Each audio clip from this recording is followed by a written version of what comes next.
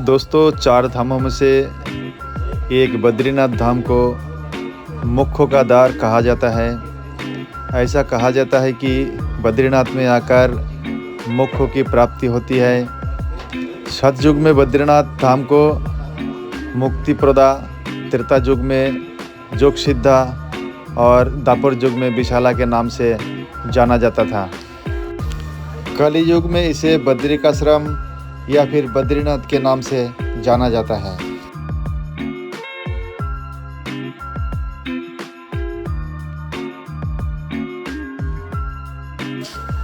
रात को हमारा होम स्टे चमोली में हुआ था। चमोली में रुकने के लिए अच्छा होटल भी है, यहाँ पर आप लोग रुक सकते हैं। चमोली से बद्रीनाथ की दूरी ज़्यादा नहीं है, तो यहाँ से हम लोग चलेंगे बद्रीनाथ की ओर।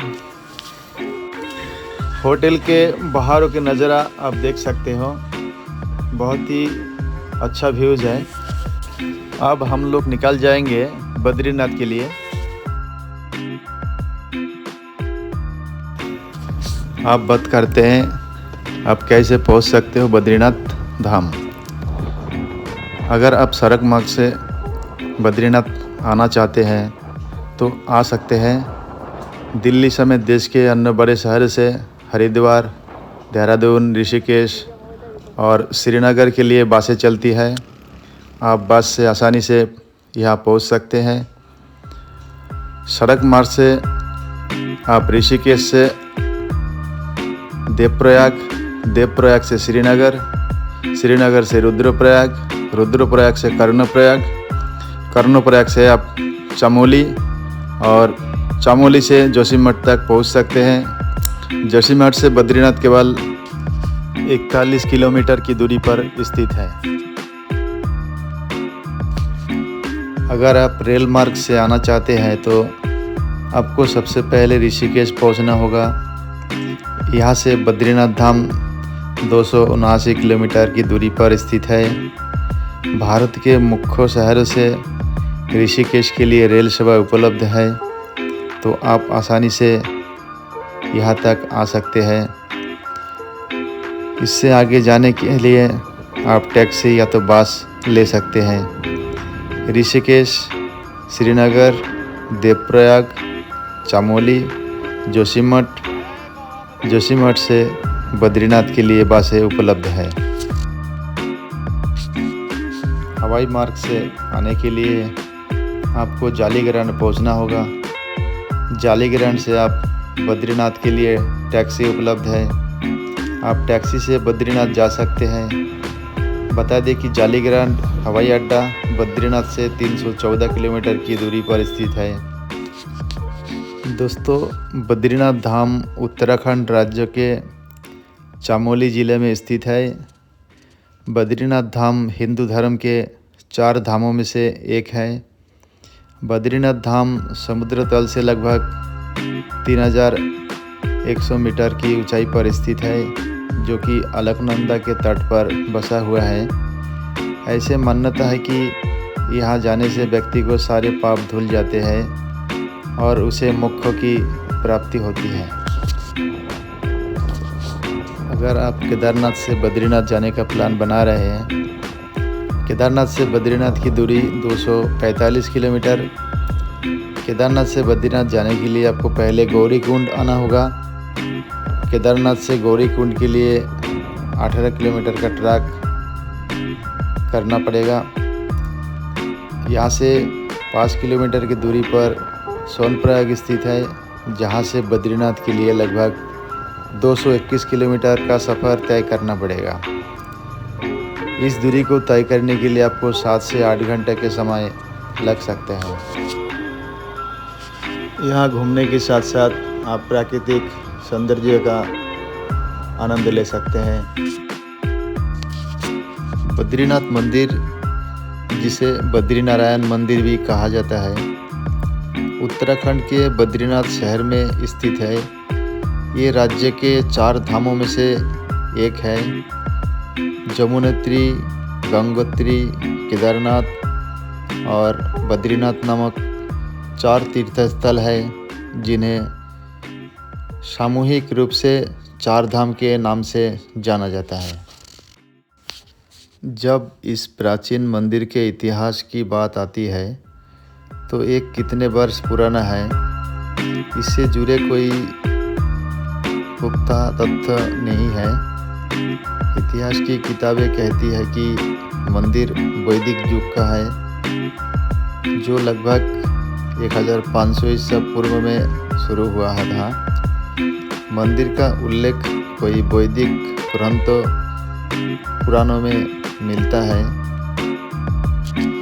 अब हम लोग पहुंच चुके हैं माना गाँव के नज़ारा आप लोग देख सकते हैं।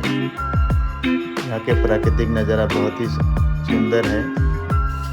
माना गाँव जो कि भारत के लास्ट गांव था, मोदी जी ने माना गाँव को फर्स्ट गांव घोषित कर दिया है। तो ये है इंडिया के फर्स्ट गांव माना गाँव। माना गाँव से हम लोग पहले जाएंगे गणेश गुफा, सरस्वती नदी, भीम पुल। बद्रीनाथ का मौसम लगभग पूरे साल ठंडा रहती है। इस जगह पर जाने का पीक सीजन मई से जून और सितंबर से अक्टूबर के बीच होता है। मानसून के मौसम की शुरुआत के साथ बद्रीनाथ में भारी वर्षा और तापमान में गिरावट देखी जाती है। भारी बर्फबारी के कारण यहाँ सर्दियों में ठंड बेहद बढ़ जाती है। अधिकतर सर्दियों में तो तापमान -डिग्री तक पहुँच जाता है। इसलिए गर्मी का मौसम इस जगह की यात्रा के लिए परफेक्ट। माना गाँव के अंदर बहुत सारे दुकान भी है जहाँ आपको ठंडियों के कपड़े मिल जाएंगे, शॉल, स्वेटर, टोपी वगैरह जो कि आप देख सकते हो मार्केट के अंदर। यहाँ आप खरीदारी कर सकते हैं। ठंडियों के आइटम सब कुछ मिलता है।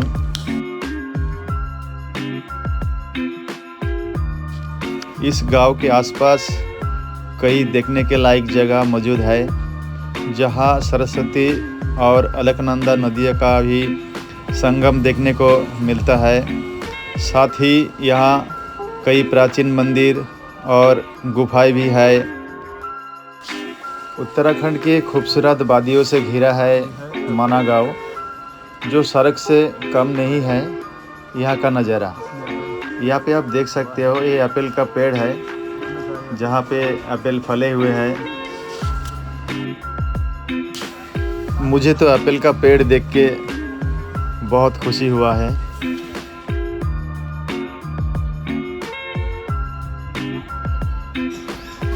पुराना एवं महाभारत का लेखन स्थल गणेश गुफा, जो कि आप देख पा रहे हो, ये गणेश गुफा है। प्रसाद होगा, प्रसाद ये वाला हमारा तो सारे दो दिन आए तो आपके यहाँ कुछ तो भाई। इस गांव में अधिकांश तौर पर रंडपा जाति के लोग रहते हैं। इस गांव के बारे में पहले ज़्यादा लोगों को नहीं पता था, लेकिन जब से पक्की सड़क का निर्माण हुआ है तब से इस गांव की जानकारी लोगों तक पहुंच गई है। यहाँ आप देख सकते हैं वेद व्यास गुफा।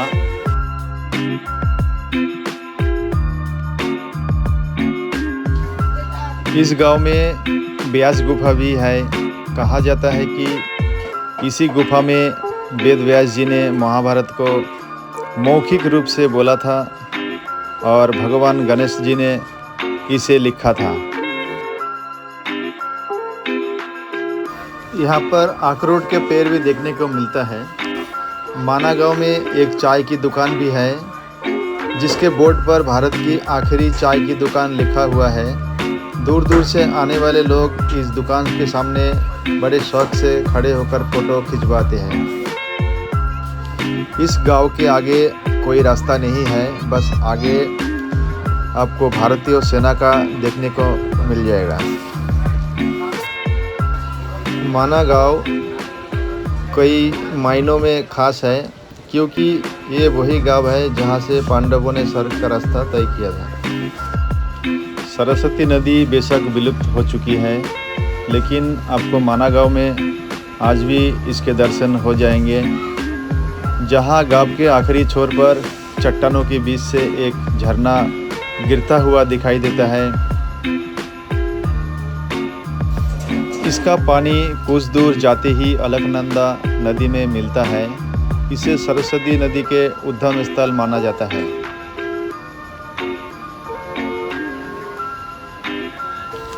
इस गांव में भीम पुल भी बना है। माना जाता है कि इस पुल को भीम ने बनाया था। ये पुल असल में एक बड़ा पत्थर है जो सरस्वती नदी के ऊपर बना है। भीम पुल इस गांव के अहम पर्यटन स्थलों में से एक है। पौराणिक कथाओं के अनुसार जब पांडव माना गांव से स्वर्ग जा रहे थे, तब द्रौपदी को सरस्वती नदी पार करने में मुश्किल हो रही थी। तो ऐसे में भीम ने एक बड़ा सा पत्थर उठाकर यहाँ रख दिया।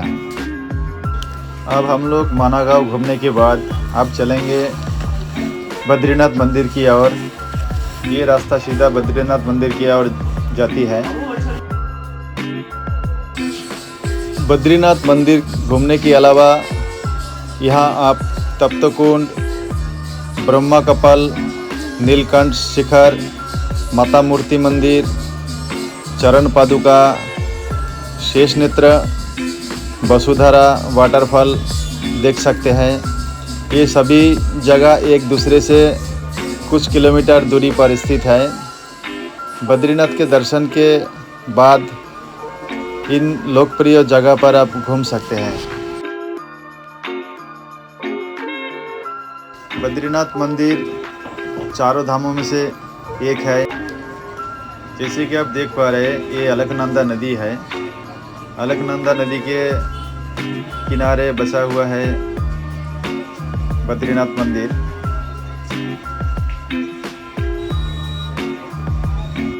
बद्रीनाथ मंदिर साल में 6 महीने के लिए खुलते हैं और 6 महीने के लिए बंद रहते हैं, जो कि ठंडियों के टाइम में यहाँ ज़्यादा बर्फ़बारी होता है, इसलिए मंदिर बंद रहते हैं।